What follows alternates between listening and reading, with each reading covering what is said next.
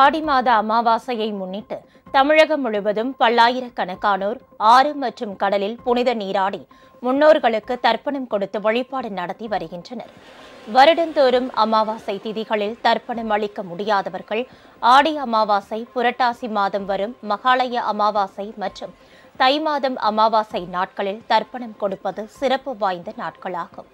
இன்றைய தினம் ஆடி அமாவாசை கடைபிடிக்கப்படுவதை முன்னிட்டு ராமேஸ்வரம் அக்னி தீர்த்தம், முக்கடல் சங்கமிக்கும் கன்னியாகுமரி ஆகிய தீர்த்தங்களில் அதிகாலையிலேயே குவிந்த ஏராளமானோர் முன்னோர்களுக்கு தர்ப்பணம் அளித்து வழிபட்டனர்.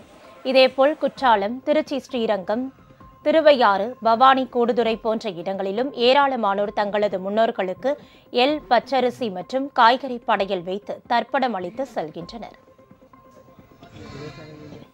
உங்கள் ராஜ் நியூஸ் தொலைக்காட்சியில் திங்கள் முதல் வெள்ளி வரை தினந்தோறும் பிற்பகல் 2 மணிக்கு உங்கள் பகுதியில் உள்ள குறைகளை நேரலையில் தெரிவிக்கும் புகார் பெட்டி நிகழ்ச்சி.